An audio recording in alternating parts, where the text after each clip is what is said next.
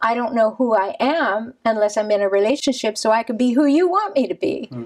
And so there are other kinds of addictions that we need to talk about too.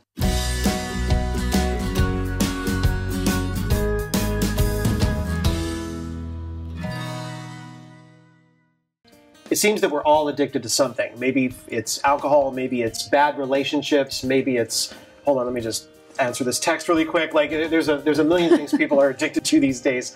What are some things people can do if they really wanted to break out of their addiction? What can they do to start that process? Well, the first step is identify it, be aware that, okay, I'm not getting the things done that I want to do, my life is not as relaxed as I like it to be, or just to be recognized that many of the problems in your life, like procrastination or lack of intimacy in your relationship, lack of sex drive towards your wife, might be because you're addicted to substance.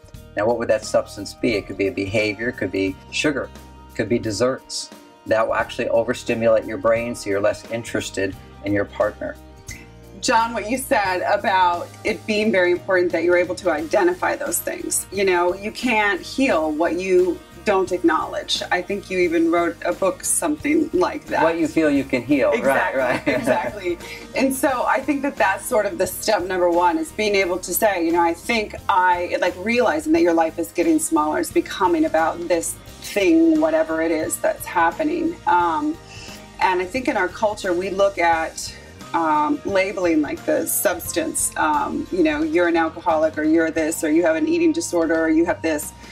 But I kind of, with my clients, look at things a little bit different when we have a process addiction. And so I say, what would you think if a kid came up to you and said, I have a fever? You'd say, or my forehead is hot. You'd say, oh, you have a fever. And I see the addiction, I see process addictions, I see substance addictions as well.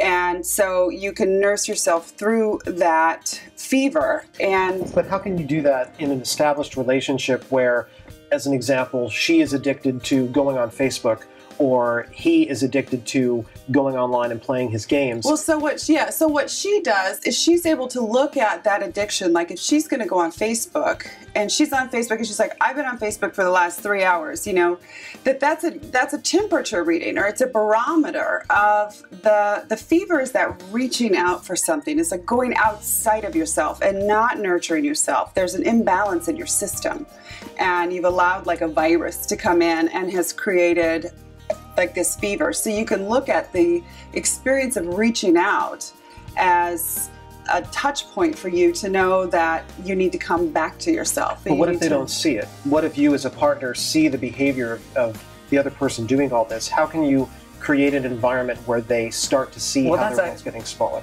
That's a completely different question, which is how you change your partner who's addicted. Right. Change them, but just make them aware. So, are you asking for personal reasons? Absolutely not.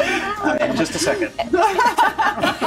What's she doing? It's your partner. I see. My friend. You have a friend? No, I get a lot of people who write into me on a constant basis with a guy who's on video games 10 hours a day, a woman who is on her cell phone or on Facebook, and they bring it up and they try to solve the issue, but somehow they never get to any kind of resolution, because they don't.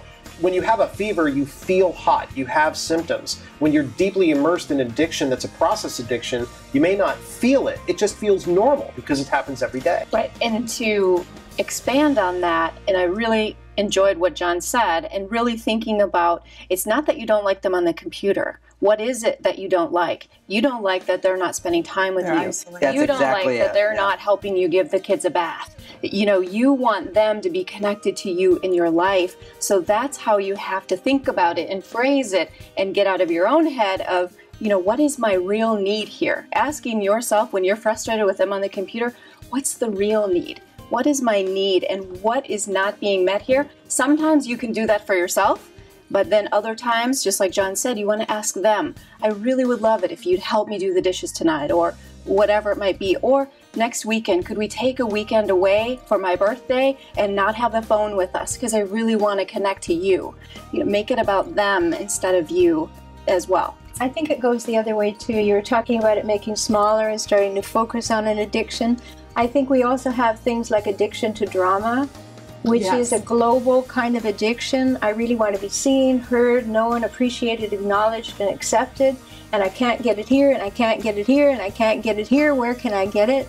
So we become globally addicted.